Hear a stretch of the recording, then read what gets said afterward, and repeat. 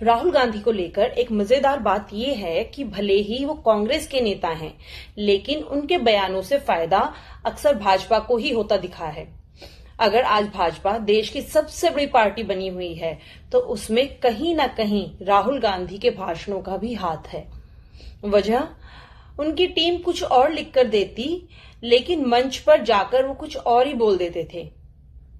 इसका असर ये हुआ कि कांग्रेस को नुकसान हुआ और भाजपा को राजनीतिक बढ़त मिलती रही। अब हालात थोड़े बदले हुए लगते हैं। ऐसा लगता है कि राहुल गांधी ने अब विषय को गहराई से समझने की बजाय याद करके बोलने की रणनीति अपनाई है। यानी जो पहले से तैयार किया गया है, वही दोहराने पर ज्यादा ध्यान दे रहे हैं। हाल ही में संसद में भी कुछ ऐसा ही हुआ, जब रविशंकर प्रसाद राष्ट्रपति द्रौपदी मुर्मू के समर्थन में बोल रहे थे। तभी राहुल गांधी बीच में आए और अपनी पहले से रटी हुई बातें दोहराने लगे। अचानक राहुल जी बीच में कूद पड़े और अपनी वही सारी पुरानी बातें बोलने लगे। चाइना हमारी जमीन पर कब्जा कर रहा है, विदेश मंत्री जयशंकर अमेरिका में गिड़गिड़ा रहे थे। अब बोलने का हक तो सबको है, लेकिन जब टॉपिक से कोई लेना देना ही नहीं, तो भाजपा के बाकी नेता और स्पीकर ओम बिरला भला क्यों चुप रहते। देखिए ये डिबेट और खुद अंदाजा लगाइए कि राहुल गांधी आखिर करने की कोशिश क्या कर रहे थे, वो क्या कहना चाहते थे।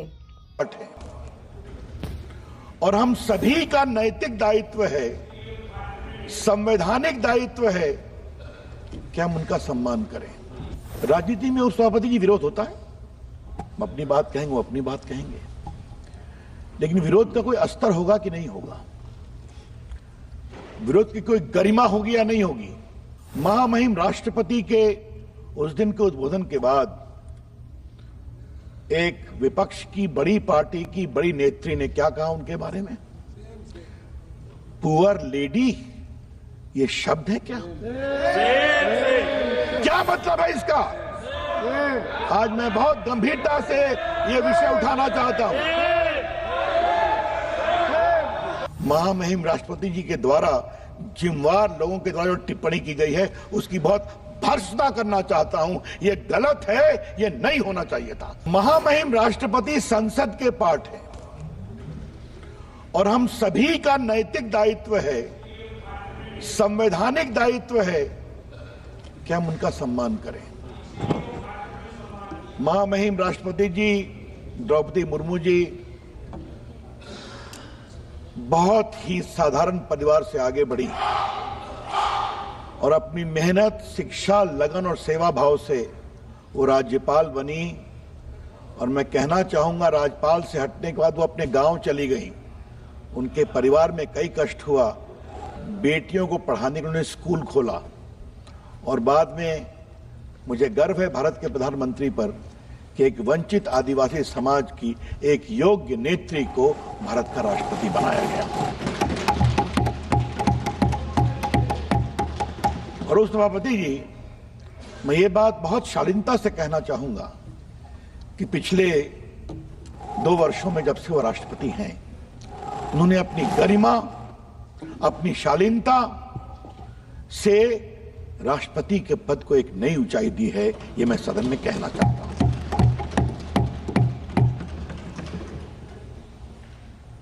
राजनीति में उस सभापति की विरोध होता है, हम अपनी बात कहेंगे, वो अपनी बात कहेंगे, लेकिन विरोध का कोई अस्तर होगा कि नहीं होगा, विरोध की कोई गरिमा होगी या नहीं होगी। और ये सवाल मैं बड़ी जिम्मेदारी से इस सदन में आज रखना चाहता हूं। महामहिम राष्ट्रपति के उस दिन के उद्बोधन के बाद एक विपक्ष की बड़ी पार्टी की बड़ी नेत्री ने क्या कहा उनके बारे में? पुअर लेडी, ये शब्द है क्या? क्या मतलब है इसका? आज मैं बहुत गंभीरता से ये विषय उठाना चाहता हूं।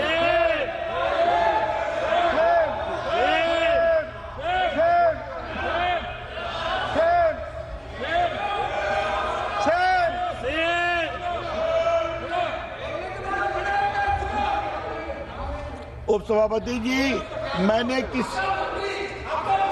माननीय सदस्य, आपको भी अवसर दिया जाएगा। अच्छा, प्लीज सुनिए, बैठिए, सुनिए, प्लीज सुनिए। प्लीज बैठिए। आपका नाम नहीं लिया। हमने किसी का I am not yielding, kindly sit down, I am not yielding. उपसभापति जी, माननीय हमने सदस्य, किसी प्लीज। का नाम नहीं लिया, हमने किसी का नाम नहीं लिया। आप बैठिए प्लीज। माननीय सदस्य, आपको अवसर दिया जाएगा, आप अपनी बात उपसभापति रखिएगा। जी, ये बात इसलिए मैं कहना चाहूंगा कि शायद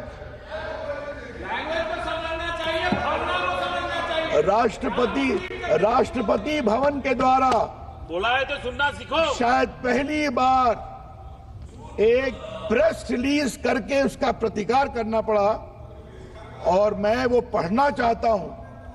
the president office believes it might be the case that these leaders have not acquainted themselves with the idiom and discourse in Indian language as Hindi and thus formed a wrong impression. In any case, such comments are in poor taste, unfortunate and entirely avoidable.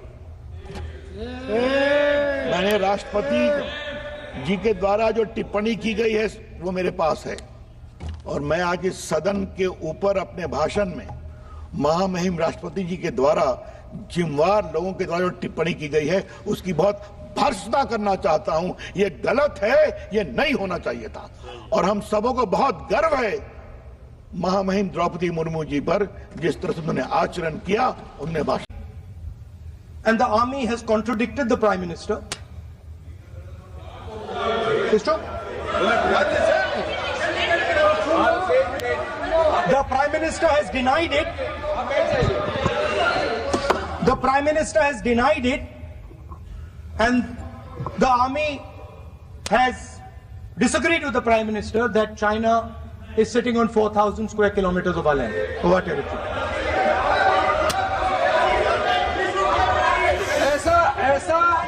ऐसा इस सदन में आप मन चाहे बात नहीं बोल सकते हैं। ये बिल्कुल ठीक नहीं है सर, ये सीरियस मामला है। आप फॉरेन पॉलिसी पे, बॉर्डर इश्यू पर आप अपना कैसे मजाक बात कर सकते हैं?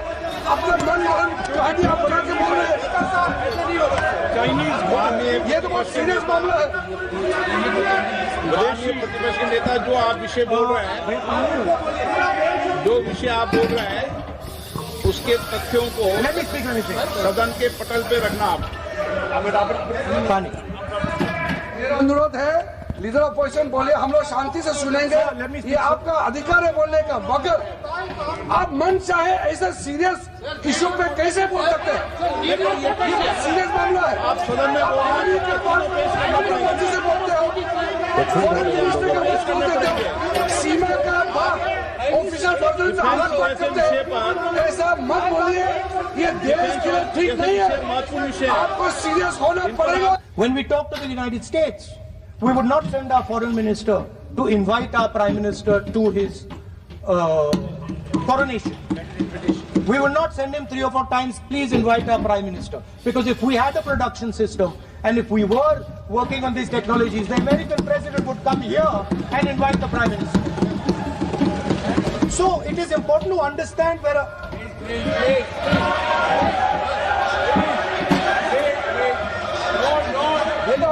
foreign policy.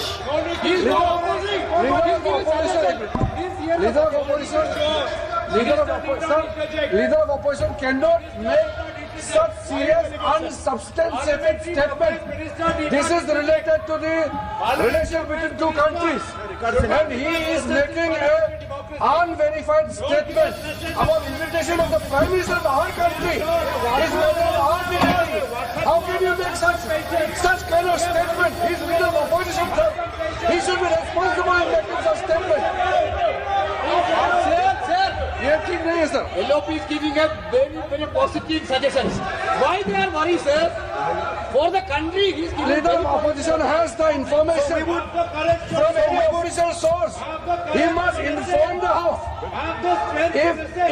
If leader of opposition has the information, please inform the House. Okay. Who has told you that foreign ministers have visited for the purpose which you have mentioned?